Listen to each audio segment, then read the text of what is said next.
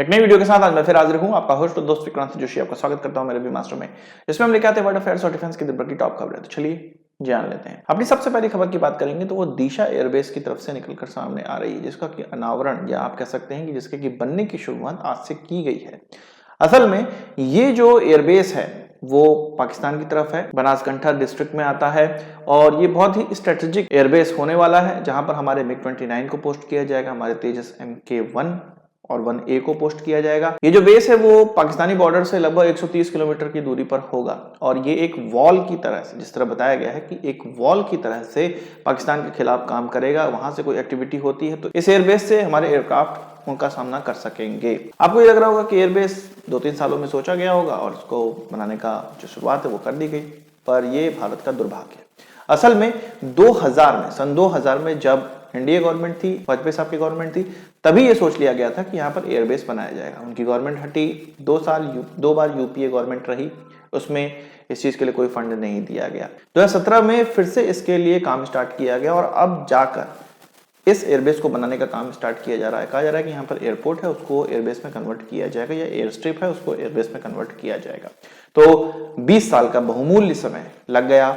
अभी तक तो ये एयरबेस तैयार होके इसमें यहाँ पर हमारा एयरक्राफ्ट भी पोस्टेड हो जाते और पाकिस्तान के खिलाफ हम लोग अपनी वॉल बना चुके होते, पर दुर्भाग्य, अब ये दुर्भाग्य अनस्टेबिलिटी का है, पॉलिटिकल अनस्टेबिलिटी और भी बहुत सी ऐसी चीजें जो कि हमारे भारत के खिलाफ काम करती रहती हैं। इसी कारण तो 70-75 साल हो गए आजादी के, पर अभी भी हम वहीं पर टिके हुए हैं। पॉलिटिकल टर्मोइल की बात की गई है तो मलेशिया से एक खबर आ रही है।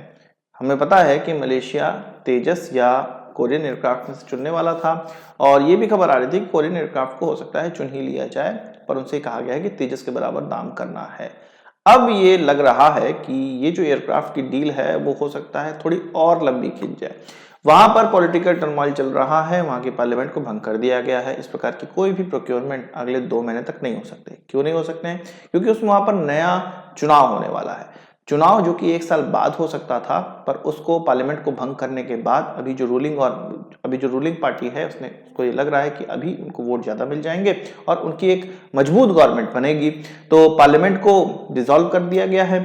अभी ये डेट नहीं क्लियर हुई कि कब चुनाव होगा, पर उनके कॉन्स्टिट्यूशन के हिसाब से चुनाव 2 महीने के अंदर हो जाना चाहिए जब पार्लियामेंट डिसॉल्व होती है, यानी कि 2 महीने तो गवर्नमेंट बनने में लगेगा।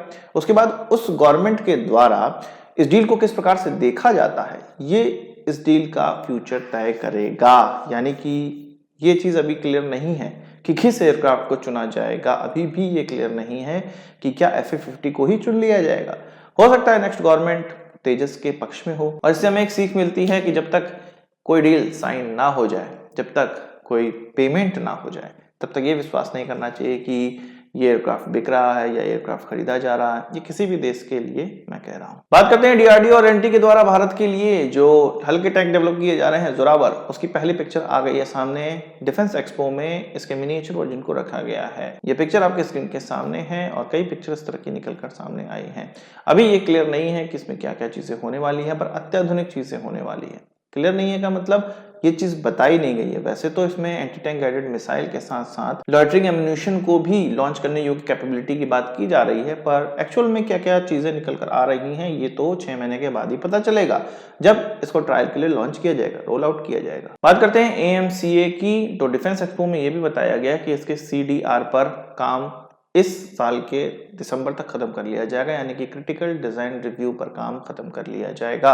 इसका मतलब यह है कि फिर गेंद गवर्नमेंट के पाले में चली जाएगी, DRDO के पाले से निकलकर, और गवर्नमेंट को इसके लिए फंड एलोकेट करना पड़ेगा। लगभग 15,000 करोड़ का फंड माना जा रहा है कि इसके लिए एलोकेट करना पड़ेगा, जिससे कि इसके फैब्रिकेशन में सहायता होगी और इसके फैब्रिकेशन के लिए उसी से फंड एलोकेट किया जाएगा और तब जाके हम लोग ये देखेंगे कि 2025 तक ये एयरक्राफ्ट रोल आउट होता है। जो फंड एलोकेट किया जाएगा उसी फंड को लेकर इसके लिए जो क्रिटिकल चीजें खरीदनी है, इसके लिए कोई टेक्नोलॉजी खरीदनी है, इसके लिए इंजन्स खरीदने हैं, इसके लिए मेटल प्लेट्स खरीदनी है, वो सारी चीजें उसी फंड से की जाएंगी। अभी तो केवल डिजाइन ही तैयार किया जा रहा है। हमें जानते हैं कि इसके फाइनल प्रोटोटाइप होते होते 2027 का समय लग जाएगा, पर जो भारत की कंडीशन है और जिस हिसाब से हमें टेक्नोलॉजी जल्दी प्राप्त हो नहीं पाती है और बहुत सी चीजें हस्तक्षेप होता रहता है, तो मुझे लगता है कि 2030 कहीं नहीं गया है इस एयरक्राफ्ट को उड़ता हुआ देखने के लिए। बात कर लेते हैं 5G टेक्नोलॉजी की, जिसके लिए SpaceX भी भारत में अब आने वाला है।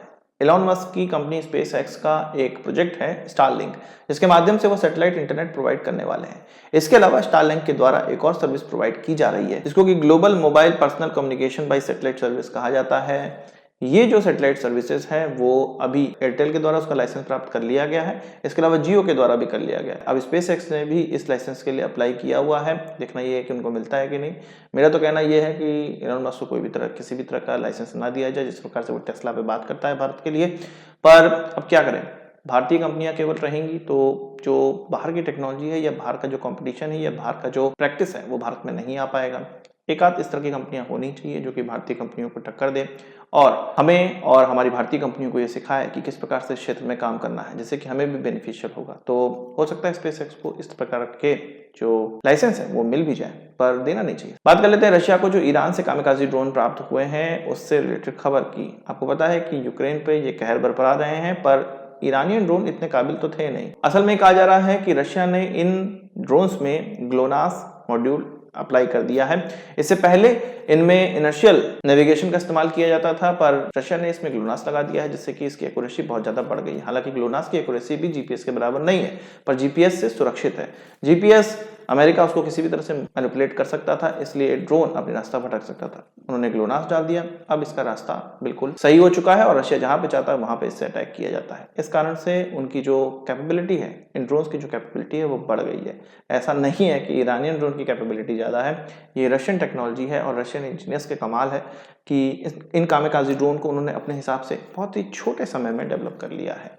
तो आज की इस वीडियो के लिए बस इतना ही। आशा करता हूँ वीडियो पसंद आएगा, आपको बड़ा थम्स अप जरूर देंगे। इस वीडियो से मुझे किस सवाल से चाहो कमेंट बॉक्स में जरूर लाइएगा और यदि आपने हमारा चैनल सब्सक्राइब नहीं किया है उसे भी कर लीजिए, क्योंकि हम इस प्रकार की वीडियो लाते रहते हैं। नमस्कार, थैंक यू, जय हिंद।